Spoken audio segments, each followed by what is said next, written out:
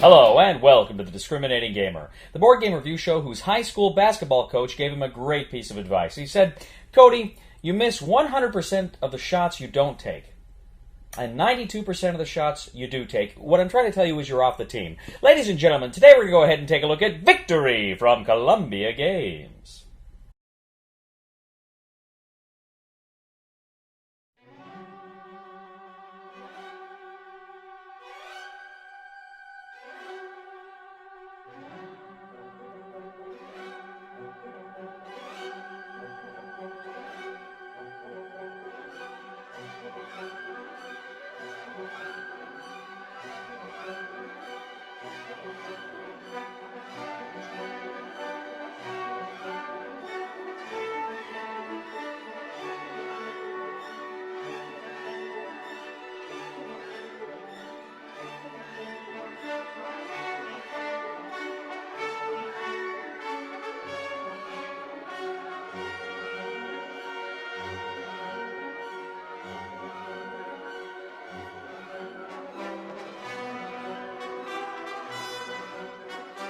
In Victory from Columbia Games, two players go head-to-head in this all-out World War II-era war that's not really World War II.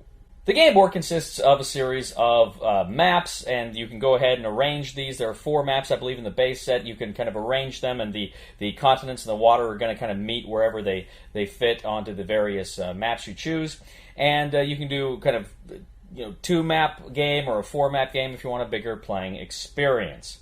Each side is going to get either blue blocks or red blocks that, of course, have the sticker on one side, so there is a fog of war as you are setting up. You will set up according to different rules for different scenarios. And, of course, the maps themselves will have cities, they'll have towns, they'll have different terrain in them as well. Now, the first thing you're going to do every round is roll 2 d6s to determine initiative. Whoever has the highest total score wins the initiative. They are the first player for that round.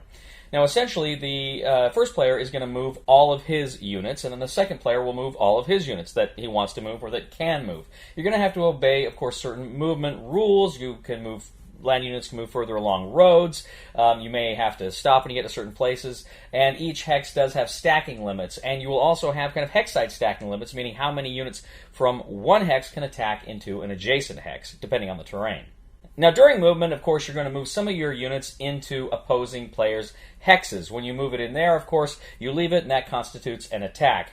The other player, they can move around too, and they can even move units into places that are being attacked that will kind of play out during the combat phase. During the combat phase, you're going to start with all player 1's attacks. You're going to go through and take care of them. And as I say, any units that the other player kind of brought in, the secondary player brought in, they're going to come in a round late to that combat. When you finish with all of player 1's attacks, you're going to go to all of player 2's attacks.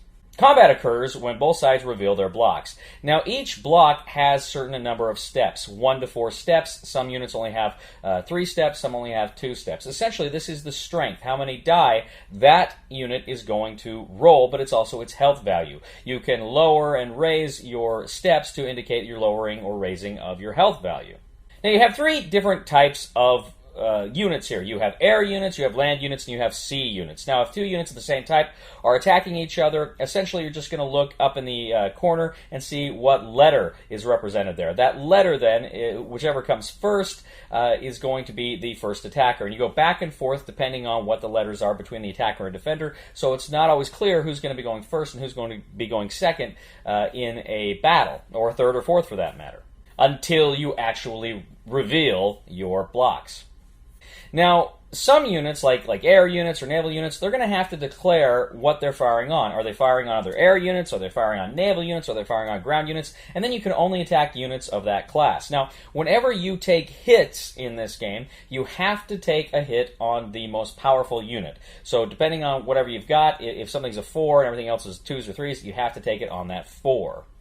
And of course, you take hits simply by rotating them 1 step. And again, when they fire, they're only going to fire the number of dice they have at the current step they're on. So they may start a battle with 4 steps, and who knows, by the time they get to roll, they may only have 3, 2, or 1 steps. Next, you're going to have to check for supply. All of your units have to be able to trace a line back to their cities, which trace a line back to other cities. And if ever you get cut off and you can't trace that line, then you're going to lose steps. The blocks still function normally, but you do lose a step. You will also check a victory at that time. If not, you proceed to your production phase. Essentially, you add up the numbers of all of the cities you have, and then you can go ahead and either build new units in those cities, or you can actually rotate units that are in those cities up steps to kind of heal them. So if you've got a city that is size 2, you can either rotate an existing unit up 2 steps, or you can produce a unit there with its production point of 2 steps, or two units that each have a production point of 1 step. But all new units are always going to come in at their lowest step, step 1. Now, during the victory check phase, what you do is you look at the specific scenario you chose and what you was agreed upon. Typically, you're looking to capture a number of cities and a number of production points, which are also victory points. And if you have succeeded in capturing the appropriate number of cities of victory points, then you win victory. So, several months back, I reviewed Pacific Victory from Columbia Games, and this is a very similar game in the way it plays. It's very similar to Pacific Victory.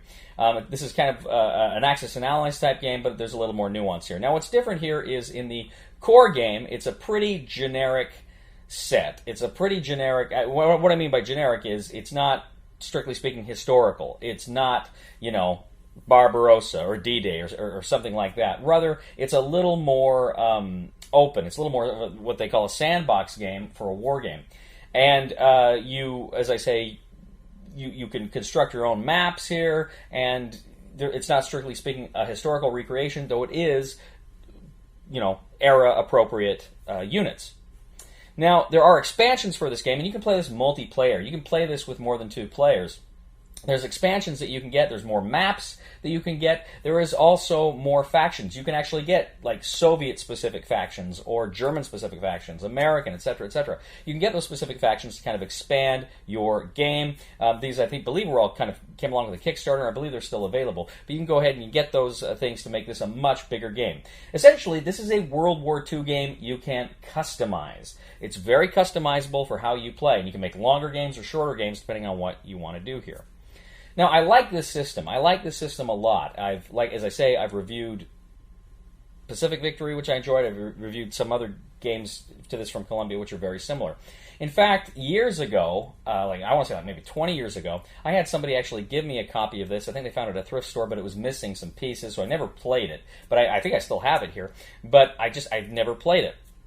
So I was really excited when they re-released this, and I was going to get a chance to play it as it was meant to be played, and I really, really had a lot of fun with it. Now, having said that, this is a game you need to be aggressive with. This game does not reward turtling, and very often there's this feeling of, I want to turtle. I want to sit back and do my thing. You don't want to attack. There's almost this adverse... When you're doing the risk assessment, there's almost this, I don't want to attack, and then I'm going to be leaving myself vulnerable. But you have to attack. You have to be very aggressive in this game if you want to win. But you got to be smart about it too.